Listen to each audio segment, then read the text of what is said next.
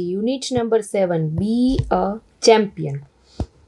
એક પોયમ આપેલી છે, team work together we can make hour dream work. કે આપણે જો ટીમ વર્કમાં કામ કરીશું તો આપણે એક દિવસ આપણું સપનું સાચું થશે. Then will share the joy of what we have done. Team work everyone, બધાએ ટીમ વર્ક એટલે શું, બધાએ ભેગા મળીને કામ કરવું જોઈએ. It's fun to shoot the basketball through the hoop, but if nobody passes then nobody shoots. જો બાસ્કેટબોલમાં બોલ કોક પાસ કરે તો જ તમે રમત રમી શકો ને, એકલાથી રમત રમાય. બાસ્કેટબોલમાં કેમ બધાની જરૂર પડે, એમ બધા વર્કમાં જો ટીમ વર્ક કરીએ તો એ કામ સારું થાય. And the relay race just can't go on if nobody wants to pass the button. We are the part that make up the whole and we have got our eyes on a common goal. કે આપણા બધાનો એક common goal હોવો જોઈએ. Sometime it can be big plus when you or me become an us. હવે list the game mention in the poem. આ પોયમમાં કઈ કઈ ગેમ મેન્શન કરી છે, તો કે એક તો બાસ્કેટબોલ અને બીજું રેસ. બરાબર, એ બેના નામ લખવાના. હવે એક સ્ટોરી આપેલી છે, major Dhyanchand the hockey wizard. Dhyanchand is called the hockey wizard of India. બરાબર, હોકીના વિઝાર્ડ કહેવામાં આવે છે ધ્યાનચંદને. His winning and patriotic spirit are always remember. Once he had an interesting meeting with Adolf Hitler. Adolf Hitler was the dictator of Germany during the 1936 Olympic. Adolf Hitler કોણ હતા? તો તે ડિક્ટેક્ટર હતા જર્મનીના. 1936ની વાત છે, ઓલિમ્પિકના. The hockey final was played between India અને જર્મની. ઇન્ડિયા અને જર્મની વચ્ચે હોકીનો ફાઇનલ મેચ રમાવાનો હતો. ક્યારે? તો કે 15 August 1936. The Germans wanted to win. German લોકો હતા, એ લોકોને જ્યાં જીતવું હતું. They even injured Dhyanchand. એ લોકોએ ધ્યાનચંદને ઈજા પણ પહોંચાડી જીતવા માટે થઈને. He was the Indian team captain. Dhyanchand કોણ હતા? તો કે ઇન્ડિયન હોકી ટીમના કેપ્ટન હતા ત્યારે. ધે પ્લેડ સો રફલી that he lost some of his teeth. એના અમુક દાંત પણ તૂટી ગયા, પણ તો પણ એને હાર ન માની. He kept playing bravely. તો પણ એ બહાદુરીપૂર્વક રમ્યા. He even change his fancy shoes. He decide to wear his simple shoes. અને એને સિમ્પલ શૂઝ પહેર્યા. અને he fired 3 quick goals and India won the match. અને આખરે ઇન્ડિયા મેચ જીતી ગઈ. The final score was India 8 and Germany 1. આ એનો ફાઇનલ સ્કોર હતો. Adolf Hitler was in the stadium but left the match early. He met Dhyanchand in a gathering of players after the match. Match પૂરો થયો એ પછી Adolf Hitler ધ્યાનચંદને મળવા ગયા. Dhyanchand talked about this meeting. હિટલરે કીધું કે યુ આર ગ્રેટ પ્લેયર, કે તું તો એકદમ ગ્રેટ પ્લેયર છો, but your country doesn't value. પણ તમારી જે કન્ટ્રી છે તમારી કિંમત નથી કરતી.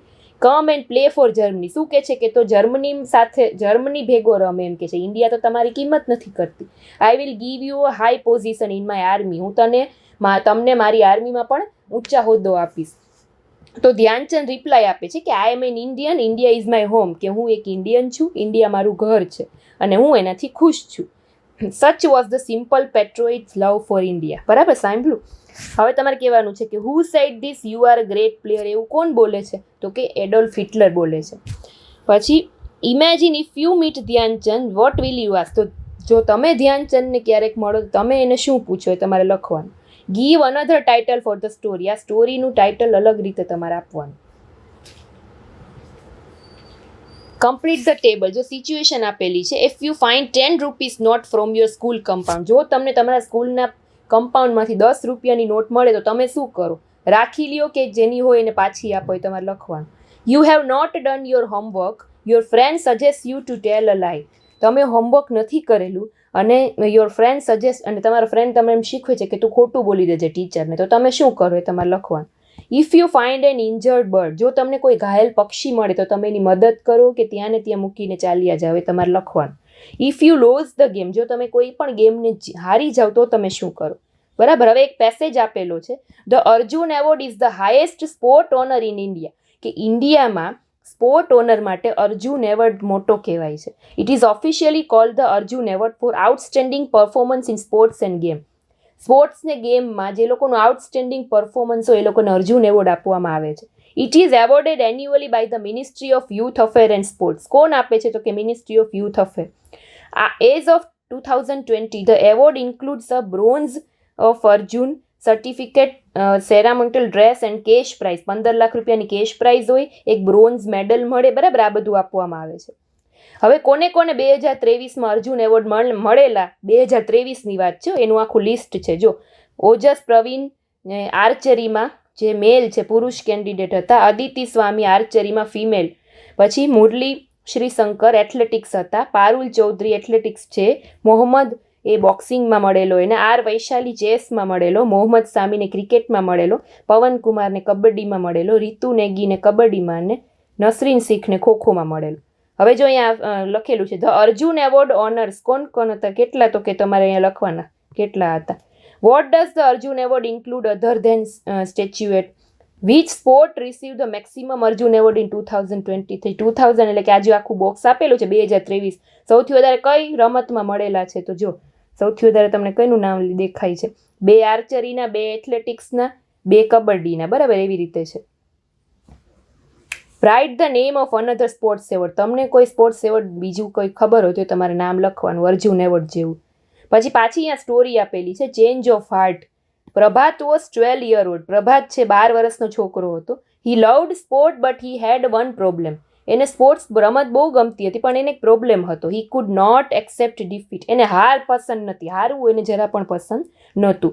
Van he lost he became very sad and angry. જ્યારે એ હારી જતો કોઈ પણ રમતમાં તો એકદમ ગુસ્સે થઈ જતો. He had to win even if he was just playing marbles.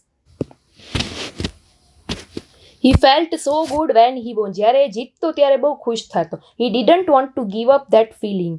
He thought that losing was the worst thing. કે હારવું બહુ ખોટી વસ્તુ છે એમ જ માનતો હતો. એને હંમેશા જીતવું જ હતું. All his friends and parents new about this. Prabhat would take part in a game only when he was sure of winning. એને જ્યારે ખબર હોય ને કે આ ગેમમાં હું જ જીતીશ તો જ એમાં પાર્ટિસિપેટ કરતો. Badminton was a sport he was good. બેડમિન્ટનમાં એ સારો હતો. એ દર વખતે એમાં જીતી જતો. So he never miss badminton match. તો જ્યારે પણ બેડમિન્ટન મેચ હોય ત્યારે કોઈ દી મિસ ના કરતો. The coach had friendly matches every last Friday of the month. Prabhat waited for this matches eagerly. દર ફ્રાઇડે મેચ થતો. Once a day a new student join Prabhat school. એક દિવસ એક નવો છોકરો પ્રભાતની સ્કૂલમાં આવેલો. His name was Surya.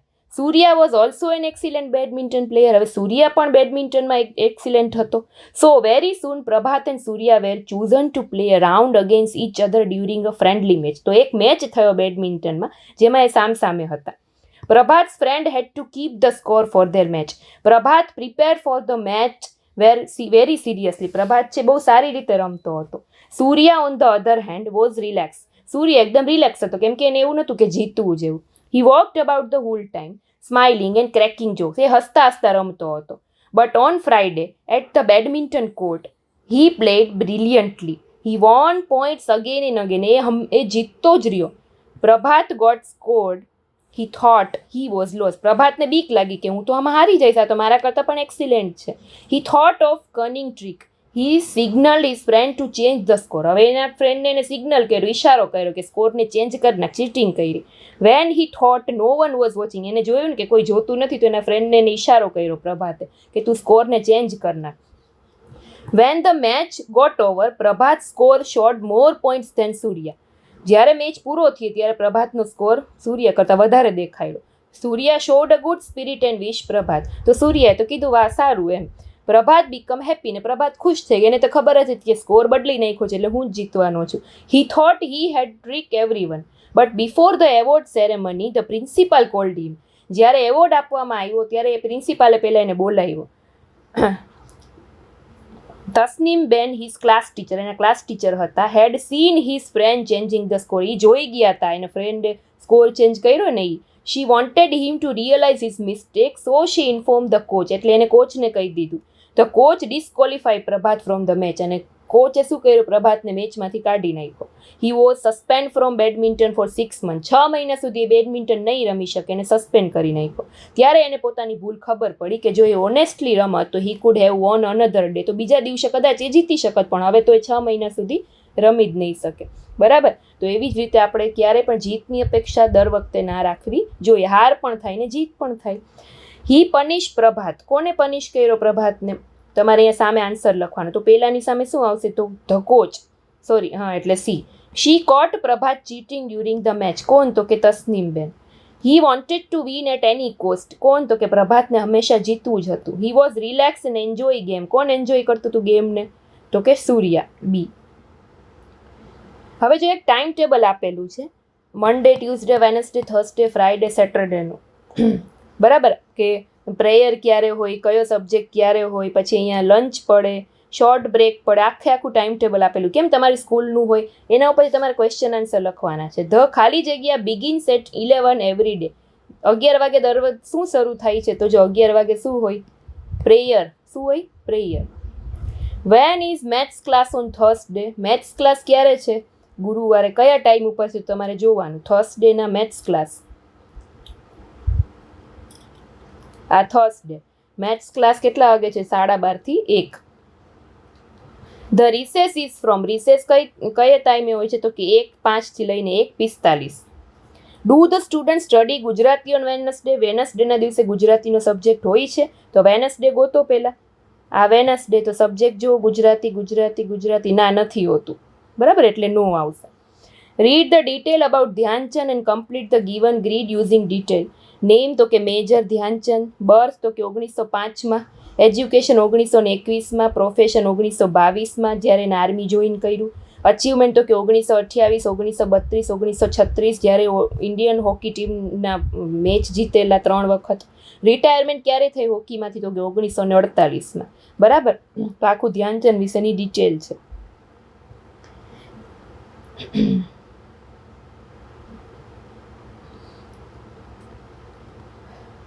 Write a paragraph about Ranjit Sinhji, તો ફેમસ ક્રિકેટર. જો એના વિશે આખી ડિટેલ આપી છે. રણજીત સિંહનું ફૂલ નામ છે KS રણજીત સિંહજી, નિકનેમ છે રણજી.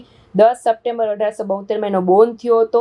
ક્રિકેટર છે, મેઇન રોલ છે એનો બેટ્સમેનનો. બેટિંગ સ્ટાઇલ છે right handed. Top score in first class cricket 285. Highest score in test match 175.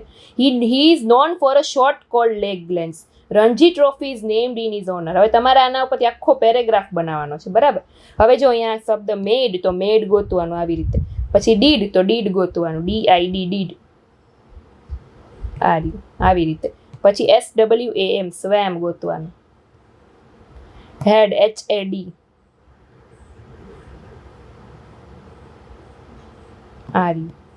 બરાબર. મેક તો મેડ, ગીવ તો એવું તમારે લખવાનું. ગેવ. સ્વિમ તો સ્વેમ, ગેટ અપ બધાના ભૂતકાળના રૂપ તમે. ડુ તો ડીડ, હેવ તો હેડ, ડ્રો તો drew. Study the example and write what Sneha did yesterday. Sneha's yesterday. જો કે Sneha got up early in the morning yesterday. પછી she had done exercise last morning. She had healthy breakfast. ભૂતકાળ છે એટલે ભૂતકાળના શબ્દ વાપરવાના. She went to school. She drew a picture, અને પિક્ચર દોરેલું. યસ્ટરડે વિશેની વાત છે, ભૂતકાળની. યસ્ટરડે એટલે ગઈકાલે, એટલે ભૂતકાળના શબ્દો આવી રીતે આવે. શી ડીડ હર હોમવર્ક, એણે એનું હોમવર્ક કરેલું હતું, બરાબર, આવી રીતે.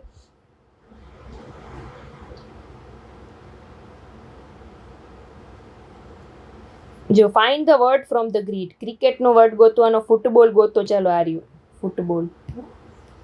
પછી ગોલ્ફ ગોતો, GOLF. ગોલ્ફ. આ રહ્યું.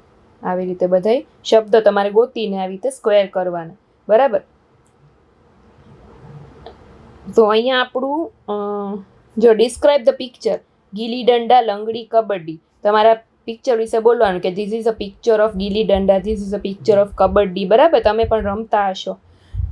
તો અહીંયા આપણું 7મું યુનિટ પણ પૂરું થાય છે. ફરી પાછા આપણે 8મા યુનિટમાં મળીશું. ત્યાં સુધી બાય બાય. Thank you.